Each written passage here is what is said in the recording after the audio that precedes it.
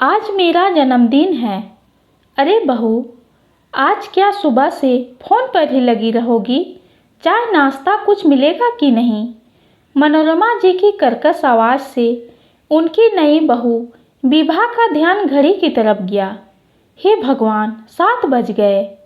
कहते हुए विभा झट से उठ खड़ी हुई और फटाफट तैयार होकर रसोई में आ गई। नाश्ता बनाते विभा का मन कर रहा था कि कितना अच्छा होता अगर आज के दिन वो अपनी माँ के पास होती। माँ उसे सुबह सुबह बड़े ही प्यार से जगाती, उसकी पसंद के नाश्ते के साथ उसका माथा चूमकर जन्मदिन की बधाई देती। पापा भी ढेरों आशीर्वाद के साथ गिफ्ट देते। फिर दोस्तों के संग सारा दिन मस्ती करती। पर यहाँ तो किसी को याद भी नहीं होगा कि ससुराल में ये मेरा पहला जन्मदिन है, तो उसे कुछ स्पेशल फील कराएं। उल्टा यहाँ तो मम्मी जी से सुबह सुबह डांट और पड़ गई। वो तो बस अपनी माँ से बात कर रही थी।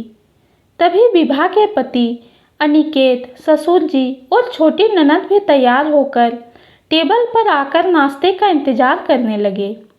विभा झट से अपनी पनीली आंखें पोंछ नाश्ता लगाने लगी। जल्दी जल्दी हाथ चलाते विभा का दिमाग उससे भी ज़्यादा तेज गति से सोच रहा था। इन लोगों को अगर याद नहीं आया तो मेरा तो जन्मदिन खराब हो जाएगा। एक बार मैंने ये दिन इंतज़ार में गुजार दिया तो पूरे 1 साल बाद ये दिन आएगा, और आज के दिन में ना तो रोना चाहती हूँ और ना ही पल पल इंतज़ार करना चाहती हूँ। मैं तो अपना जन्मदिन पर धमाल करना चाहती हूँ, जैसे वहाँ अपने घर में करती थी। अब तो ये भी मेरा अपना ही घर है, तो फिर कैसी शर्म अपना जन्मदिन सबको याद दिलाने में। मायके में भी तो मैं 1 महीने पहले से चिल्लाने लगती थी, मेरा जन्मदिन आ रहा है, मेरा जन्मदिन आ रहा है। तो ये लोग भी तो मेरे अपने हैं। बताऊं कि ना बताऊं, कहीं ये लोग मुझे गलत तो नहीं समझेंगे। पर 1 साल का सोचकर आखिर विभा में हिम्मत आ ही गई। उसने झट से जाकर अपने सास ससुर के पैर छू लिए और बोली, आशीर्वाद दीजिए मम्मी जी, पापा जी, आज मेरा जन्मदिन है। क्या भाभी, आज आपका जन्मदिन है? हमें तो पता ही नहीं था। हैप्पी बर्थडे भाभी। ननद झट से अपनी कुर्सी से उछलते हुए आकर उसके गले लग गई। सास ससुर भी ढेरों आशीर्वाद देते हुए अनिकेत से बोले, बेटा तुम्हें पता नहीं था कि आज बहू का जन्मदिन है? कैसे पति हो तुम?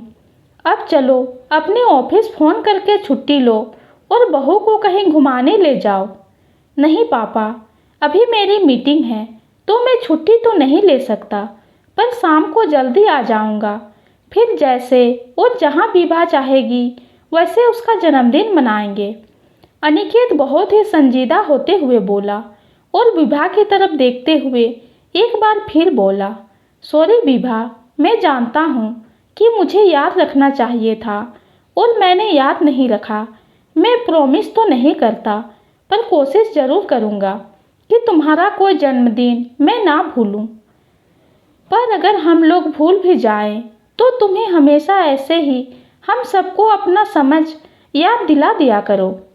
तभी विभा की सासू माँ उसके सर पर हाथ रखते हुए बोली, हाँ बहू, हमें बहुत अच्छा लगा कि तुमने ना तो सभी को खुद ही याद आने का इंतज़ार किया, ना ही आंसू बहा यहाँ वहाँ शिकायतों का पिटारा खोला, और ना ही बैठकर आंसू बहाए, बल्कि हम सबको अपना समझ हक से अपनी बात बताई। बेटा, हमेशा ऐसा ही रहना अपनी सी।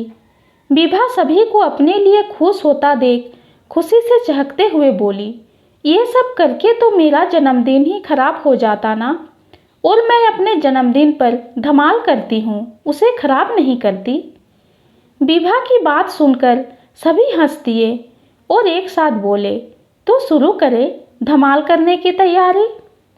अनिकेत विभा को एक बार फिर जन्मदिन की बधाई देकर शाम को जल्दी आने का वादा कर ऑफिस निकल गया, और विभा ये सोचकर खुश होते हुए अपने जन्मदिन के तैयारियों में लग गई कि खुशियाँ तो ससुराल मायके दोनों में मिल जाती है। मायके में बिना बताए और ससुराल में बताकर। ससुराल में अगर किसी का मन ना भी हो खुशियाँ मनाने का, पर जब हम अपनी तरफ से खुद ही कोशिश करेंगे तो परिवार को तो खुश होना ही पड़ेगा। जैसे आज उसका परिवार उसके साथ खुश है। ये छोटी सी कहानी आपको कैसे लगी कमेंट में ज़रूर बताइए। कहानी पसंद आती है तो चैनल को लाइक और सब्सक्राइब कीजिए। कहानी सुनने के लिए आपका बहुत बहुत धन्यवाद।